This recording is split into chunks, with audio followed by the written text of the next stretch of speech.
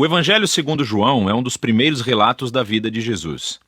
E aprendemos no final do livro que vem de um dos seguidores mais próximos de Jesus, conhecido como o discípulo que Jesus amou.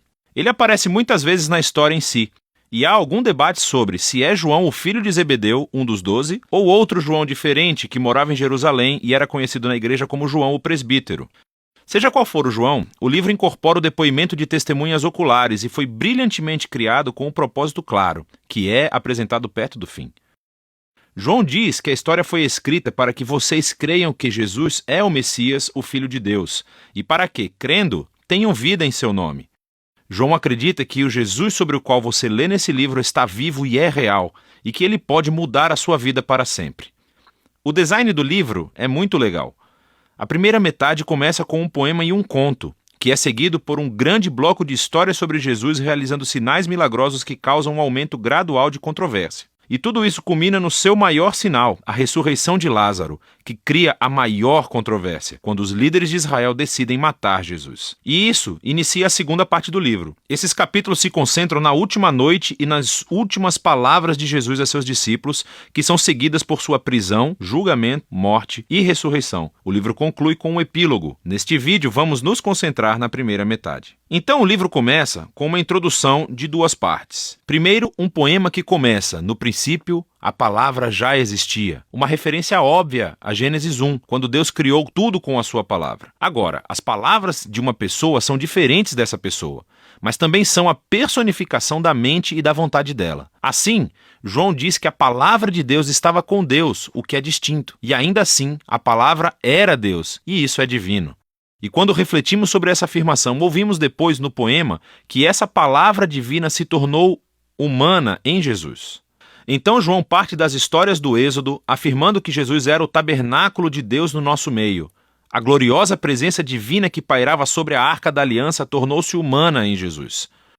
O que leva à sua última afirmação, de que o único Deus verdadeiro de Israel era Deus Pai e o Filho, que se tornou humano para nos revelar o Pai. Agora, ao considerarmos essas afirmações, começamos a ouvir uma história sobre como João Batista conheceu Jesus pela primeira vez e levou outras pessoas a o conhecerem e a se tornarem seus discípulos. E uma por uma, conforme as pessoas se encontravam com Jesus, elas diziam em voz alta quem pensavam que ele é. E nesse capítulo, Jesus recebe 7 títulos. Esses títulos apontam para o interesse que João tem no número 7, mas juntos também têm um significado. Que esse Jesus de Nazaré, que é totalmente humano, é o rei messiânico. Ele é o mestre de Israel. Ele é o Filho de Deus que morrerá pelos pecados do mundo. Essa é uma afirmação muito grande para ser feita sobre uma pessoa, e João irá defendê-la através das histórias nos capítulos 2 a 12. Todas elas têm o mesmo padrão básico. Jesus faz um sinal ou uma afirmação sobre si mesmo, e isso resulta em mal-entendidos ou controvérsias. E assim, no final de cada história, as pessoas são forçadas a decidir quem elas pensam que Jesus é.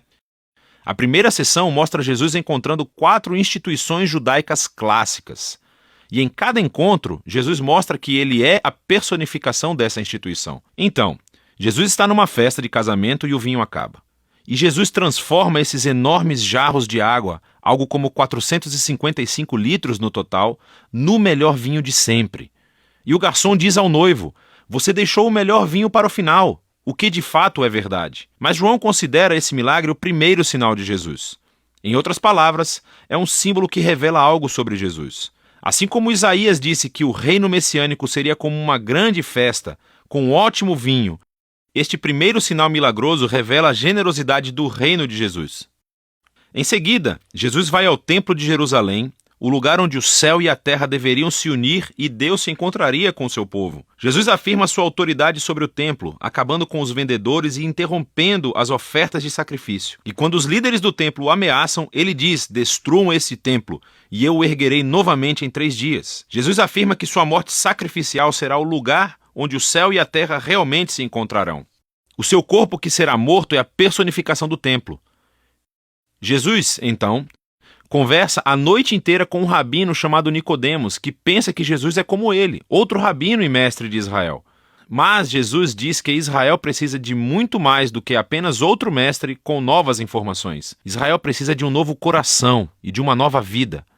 Ou, em suas palavras, ninguém pode experimentar o reino de Deus sem nascer de novo. Jesus acredita que os seres humanos estão presos a uma teia de egoísmo e pecado que levam à morte, mas também sabe que Deus ama este mundo e é por isso que ele está aqui, para oferecer às pessoas um novo nascimento, uma nova chance de vida. A partir daqui, Jesus viaja para o norte e ele acaba em um poço sagrado conversando com uma samaritana, isto é, uma mulher não judia. E eles começam a falar sobre a água que Jesus transforma em uma metáfora para si mesmo.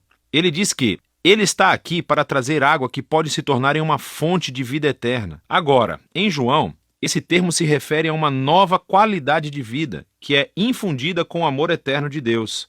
E é uma vida que pode começar agora e perdurar no futuro. Depois disso, João criou outra coleção de histórias que ocorreram durante 4 dias de banquetes sagrados judaicos.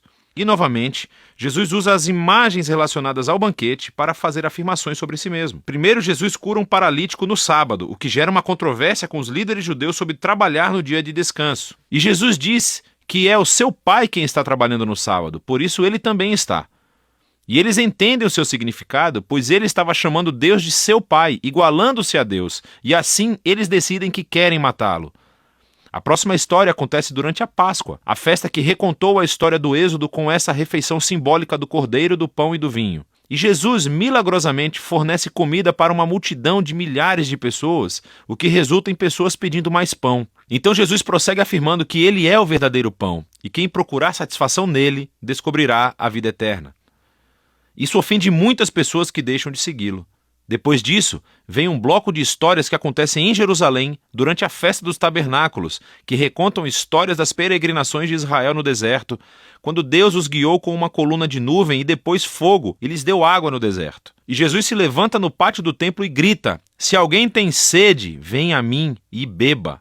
E mais tarde ele diz: "Eu sou a luz do mundo."